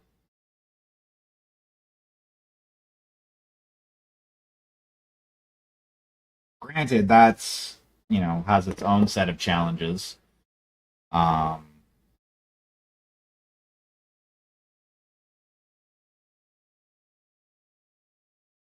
yep.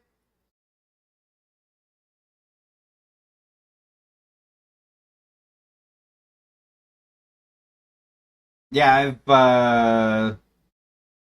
like I have like 15 years of experience as a line cook. It's funny as fuck because like I, where I'm working right now, it's only part time because that's all they have for me for hours, which is one of the current issues with, or one of the current difficulties with working back in the restaurant industry. Um, but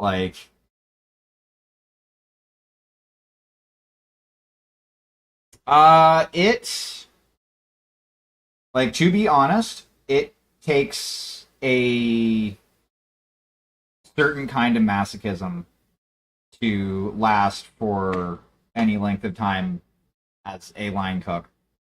Um,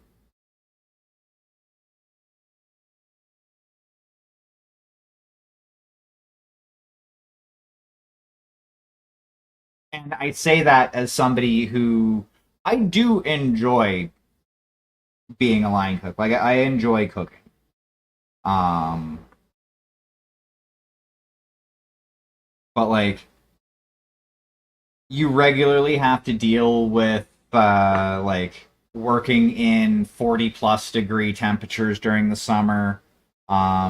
The last place that I worked before going to Canduct, the company that I worked for, um, like I'd the summer before I changed jobs, there was at least twice where I am pretty sure I ended up getting a mild case of heat stroke.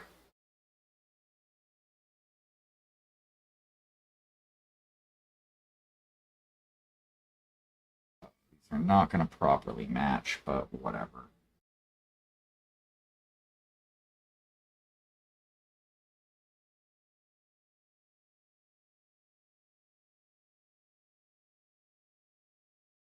Oh fuck, prep cook is its own fucking beast. I did that for a short time as well. Um, that was actually one of my like earlier cook jobs. I was working at a like kind of semi high end place when I was living out in BC.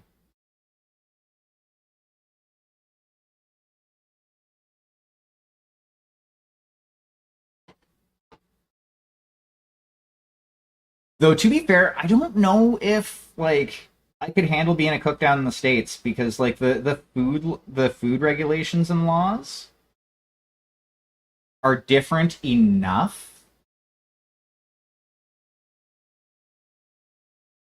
that like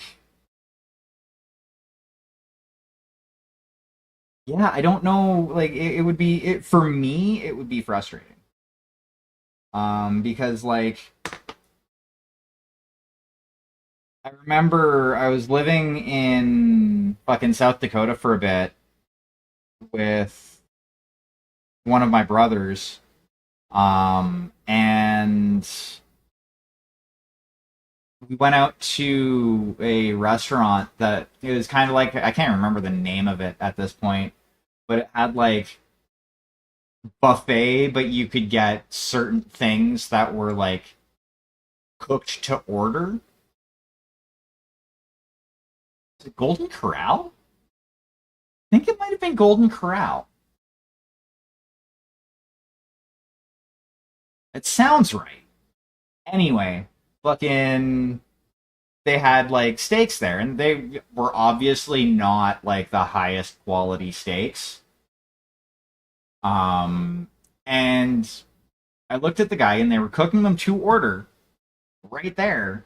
And I'm like, "Hey, can I get this blue rare? Cuz that's how I like my steaks." "Oh, we can't do that." "Why not?" Like, "Pretty sure you can. It's safe to eat the steak that's cooked blue rare. You just have to make sure it's seared on both sides."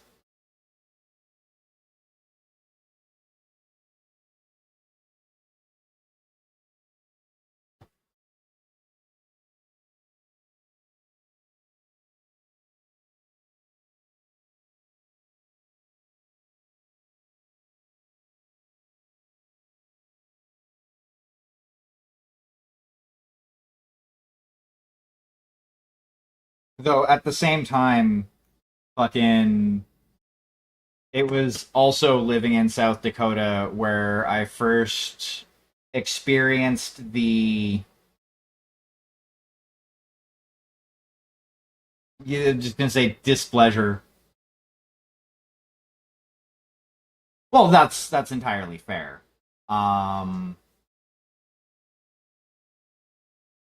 but I do know that the like the food regulations and laws are a fair bit different. Like Canadian food laws are stricter than US food laws in a lot of cases. In some cases they're mostly the same. Like if you were to like average it all out, for the most part they're pretty similar. It's just in some things we're a little bit more strict, like especially when it comes to things like meat and dairy.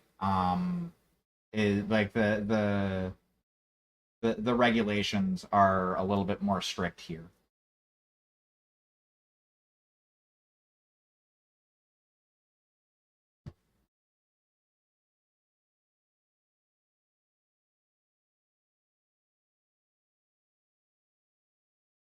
But yeah, like as I was saying, fucking I had the like I said the displeasure of experiencing somebody cooking steaks in an oven. Never again.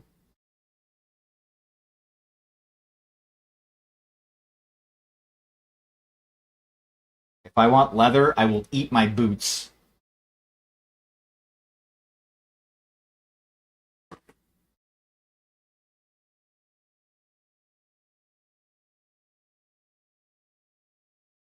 I'm pretty sure that's what they did, rather than just like cooking them in a pan.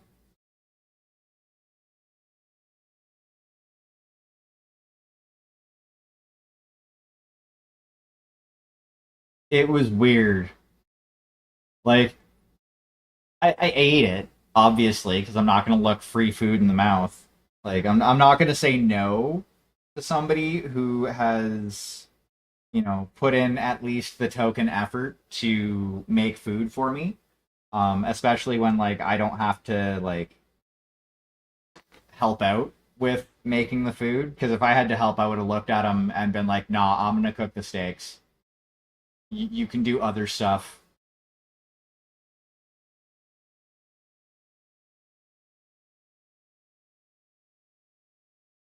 And like my brother, like, cause my it was my brother's ex.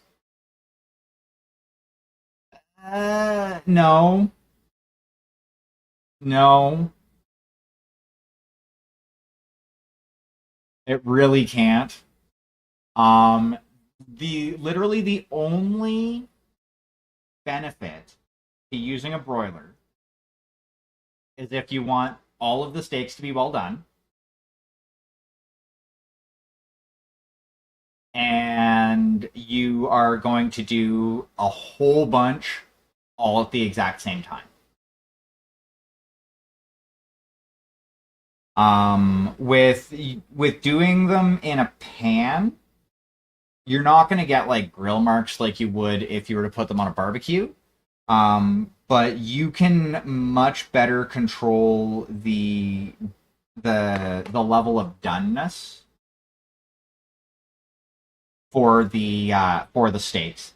Like in a pan, you can even do like flash fry steaks, which are ridiculously thin, to like a medium rare done type deal.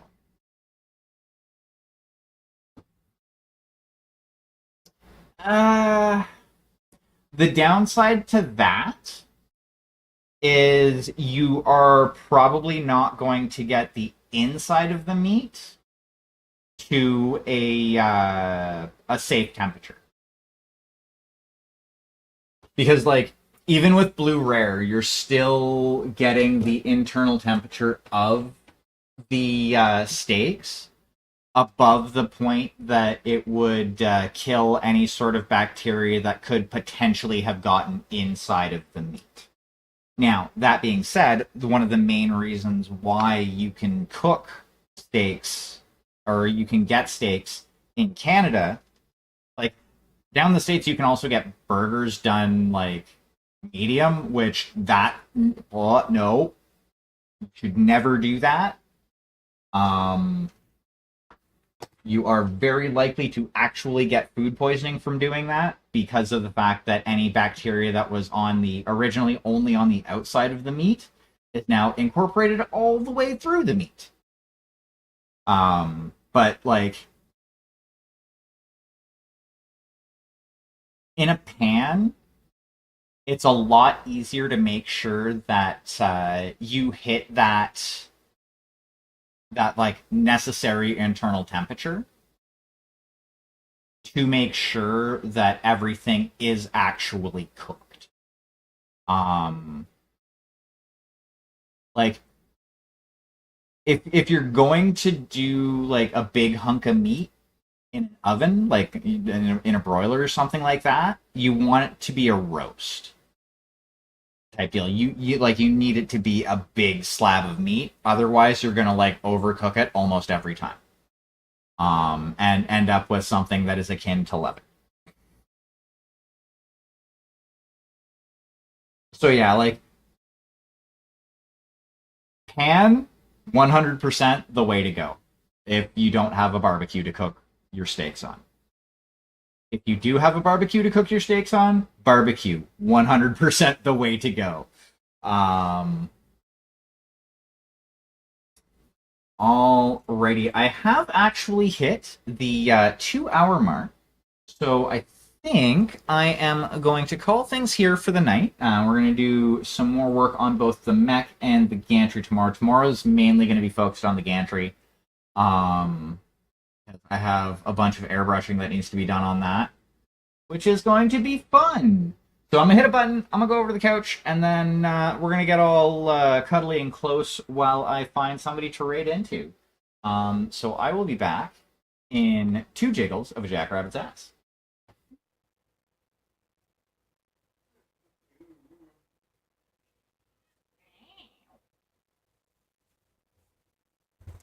There we go. And hey, no worries. That is one of the reasons why I have the AMA tag on, or yeah, the